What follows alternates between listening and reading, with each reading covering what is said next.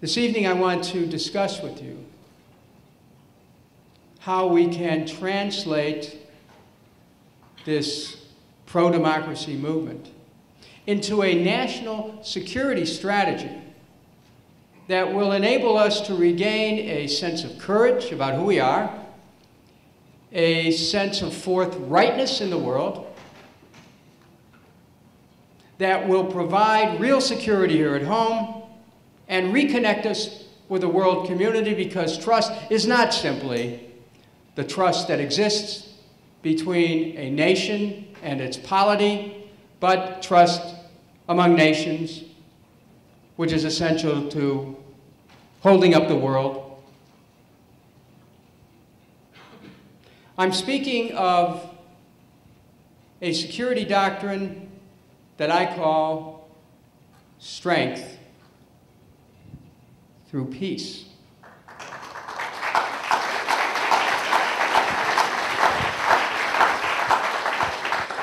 And I want to share this with you in its totality so that you can understand how strength through peace can change the course of American history and change the course that America is embarked on in the world. First, let's step back a few years. Back to the early 1990s, when a document was drafted by a group called the Project for the New American Century, which became a basis for a neoconservative national security strategy where war was an instrument and is an instrument of policy, where preemption, unilateralism, first strike are principles that become operational as a matter of national policy, where the United States assumes a role as a nation above nations, where the United States is not compelled to participate in international law, where the United States essentially separates itself from the world community and makes up its own rules as it goes along.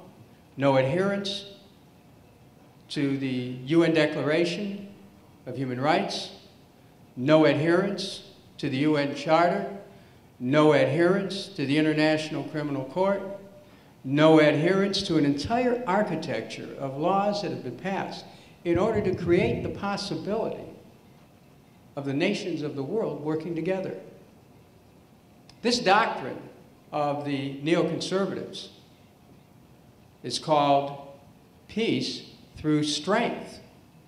The idea of a nation flexing its awesome military power. It's what justified the attack on Iraq. It's what has isolated Iran and has put Iran on the defensive to where the United States is actively considering a military strike. It is what isolates Syria. It is what caused the United States to encourage the devastation of southern Lebanon. It is what separates the United States from us providing a solution in the Middle East between the Palestinians and the Israelis.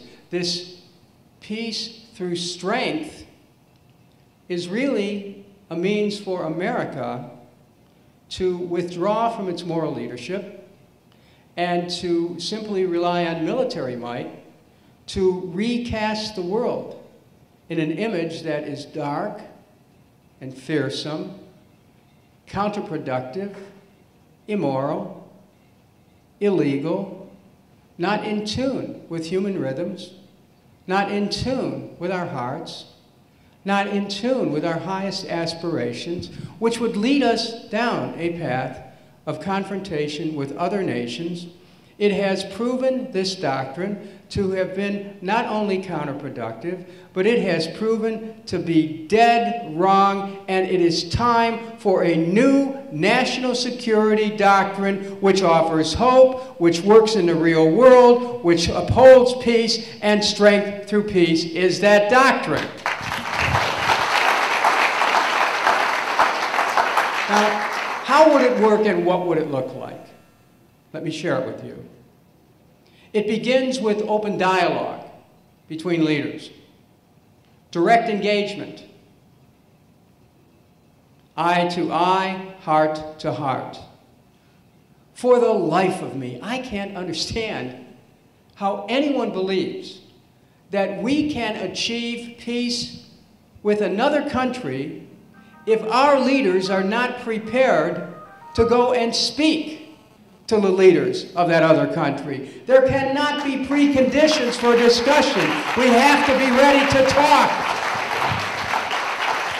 What are we afraid of? John Kennedy said it in his inaugural. He said, let us never negotiate out of fear, but let us not fear to negotiate. We have to remember that courage is part of who we are as Americans. And so strength through peace capitalizes on that quintessential American strength of courage. Strength through peace moves towards diplomacy always. It adheres to international law.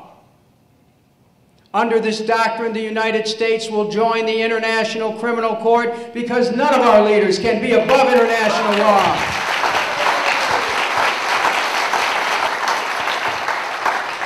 You want to be President of the United States, you're not just a political leader, you're a moral leader as well, and you have to abide by the same laws that you would expect every other chief executive in the world to abide by.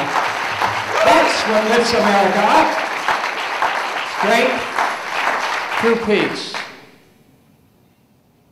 The whole world is waiting for America to take a new direction. Strength through peace rejects war as an instrument of policy and looks towards upholding treaties. Strength through peace will cause America to move down the path to where we'll regain our leadership towards abolishing all nuclear weapons. We must do that. When you consider the fact that we have the largest arsenal, when you consider the fact with the dissolution of the old Soviet Union, so many of those weapons began to collect in different remaining nations, when you consider the fact that the United States, despite telling other countries not to build new nuclear weapons, we're involved in that process. When you think of our children, I want you to think of strength through peace. And for those of you who are old enough to remember, I want you to remember that time when we were growing up in the 50s and how we were made to endure those duck and cover drills. That we can look back now with a kind of a mixed nostalgia. But some of us remember in our dreams. Some of us remember the images, the slow arc of a missile with a nuclear warhead. It was the thought of that that caused us to hunker down, to close our eyes so we wouldn't see the flash. Because we were told that we were on the eve of destruction, threatened with annihilation by the Soviet Union. And the saber rattling that went on between the countries helped to feed the Cold War and stop the aspirations of the American people from being realized for more money for education and health care. Many of us had those nuclear dreams, and we thought that with SALT I and SALT II, we were on a path towards a new direction. But no, this administration canceled the ABM treaty. This administration took us in a direction of nuclear rearmament and began to choose nuclear winners and losers. The United States must regain its leadership in getting rid of nuclear weapons. We are the ones who must stand for the Biological Weapons Convention, the Chemical Weapons Convention, the Small Arms Treaty, the Landmine Treaty. As President of the United States, I will join the International Criminal Court, and I will make sure that the United States signs the Kyoto Climate Change Treaty. We have to regain our leadership in the world.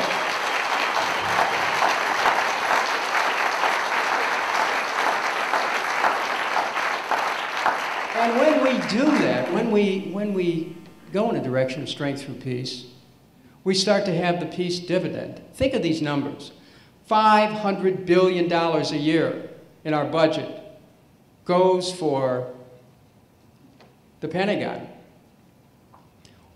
We will spend, at current calculations, anywhere between $1 and $2 trillion for the war in Iraq. The next time you drive through your community and you see streets and infrastructure fading, the next time you pass by a school and you see that it doesn't have what it needs to be able to serve the community, the next time that you're aware of the lack of federal money for rebuilding our ports, the next time you hear about how we have all these people who don't have health care in America, I want you to think about the fact that we'll spend up to $2 trillion on this war in Iraq, a war that was based on lies. And I want you to think about the thinking behind that, this idea of peace through strength. There must be a moment of reflection here.